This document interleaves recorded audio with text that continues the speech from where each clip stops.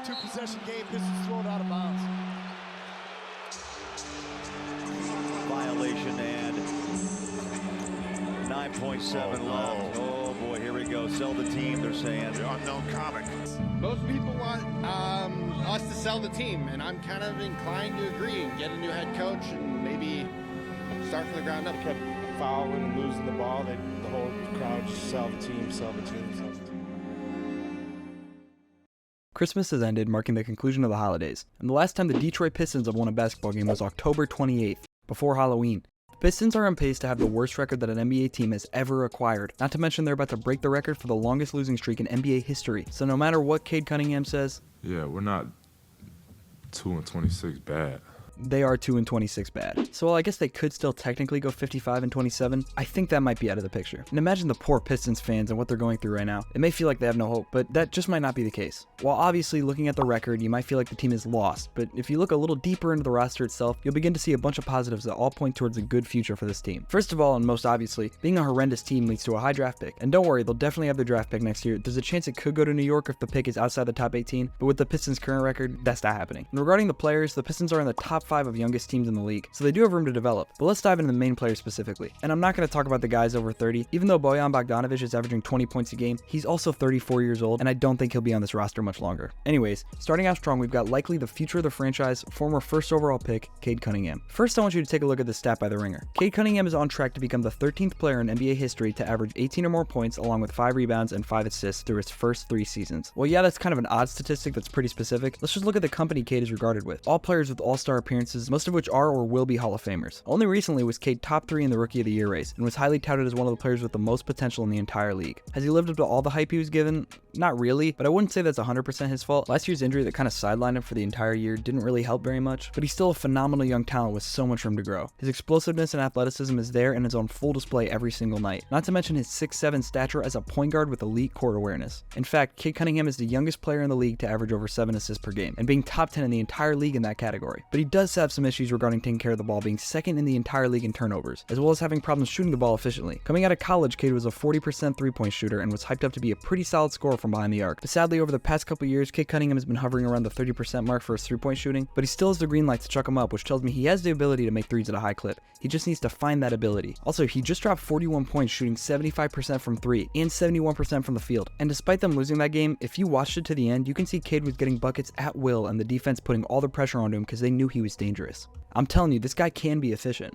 All in all, I have extremely high hopes for Cade Cunningham, and I think that given a year or two, we're going to start seeing Cade Cunningham making his breakthrough. Next up, I want to talk about someone who seems to be getting his minutes stolen, Jaden Ivey. When looking at this year compared to last year, it looks like Jaden Ivey only got worse over the offseason. But when you look at the context, your mind might be changed. Ivey lost his starting spot and is getting played 6 less minutes per game, as well as his touches per game dropping from 58.3 to 38.6, which if you don't understand, means that Jaden Ivey is getting involved in the play 20 less times per game compared to the year before. And who's the culprit for this? Honestly, it's a mix between a bunch of things. Mostly just Jalen Duren getting better and being trusted more, but you can't blame him for that. The two guys you can blame are Pistons head coach Monty Williams and Killian Hayes. I'm not sure how much Killian's dad is paying the NBA to keep him in the league, but for some reason he keeps starting and he keeps missing. It is arguable that Killian Hayes is the worst player in the entire association. Killian is 409th in true shooting percentage in the league, which to put into simpler terms, Killian is not very good at putting the basketball into the hoop. Anyways, this isn't supposed to be me ragging on Killian Hayes. After all, he's a pretty solid defender at least, but someone I will rag on is Monty Williams, who after being given a huge contract from the Pistons, has just completely forgot how to coach a basketball team. But to his credit, he was planning on quitting basketball for a bit, and the Pistons just gave him a lot of money that he couldn't say no to, so I don't blame him too much for not being prepared. Anyways, with Monty for some reason still starting and putting the ball in the hands of Killian Hayes, it leads to much less time and development to go towards an actually interesting prospect than Jaden Ivey. But if Monty Williams can come to his senses, I think he'll see what I see in Jaden Ivey. Ivey's one of the most explosive and pure athletes in the entire league. Dude will run down the court with blistering speeds and dunk on anyone with the same aggression I get from watching him not getting playing time. Like, I cannot explain in words how explosive this dude is.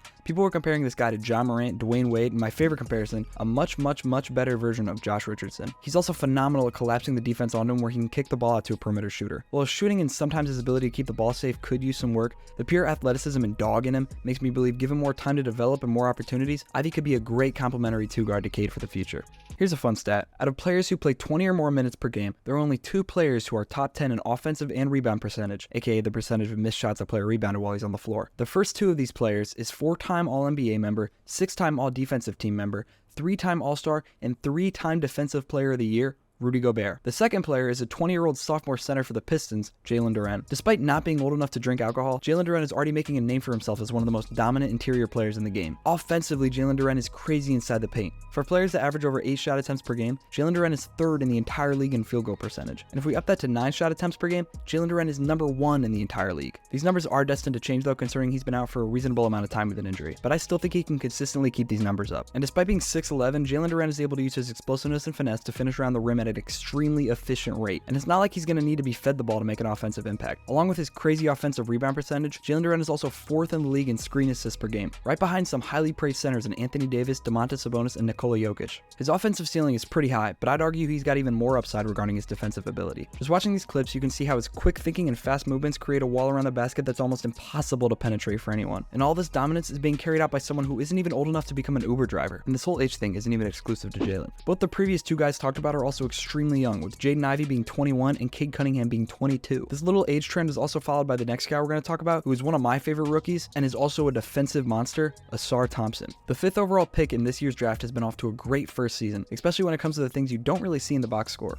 When it comes to all rookies in the league, Ausar Thompson is leading the pack in loose balls recovered, and it's not really close. This season, Ausar has recovered 32 loose balls. The next closest rookie is Jaime Jaquez Jr. at 20, a whole 12 less, and this is only a 30-game sample size. That means the gap is only destined to grow. And when it comes to total deflections this year, Ausar Thompson is 2nd among rookies, only behind that one French guy that people talk about sometimes. Thompson is also 6th amongst the rookie class in total contested shots. And with all these stats, I don't think people are understanding how impressive this guy is. Oh, and one more hustle stat for you. Among all NBA players under 6'7", Ausar Thompson is number 1 in rebounds per game and number 2 in blocks per game.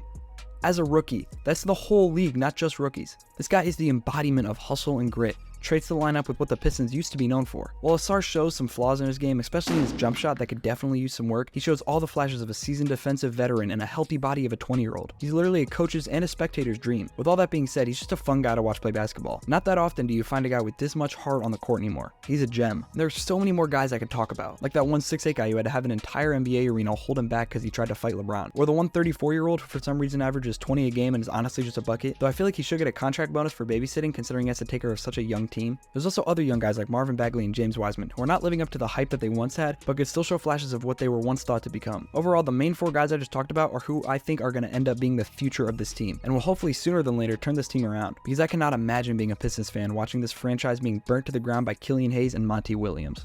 I hope you enjoyed this video after me not having uploaded for a little bit of time.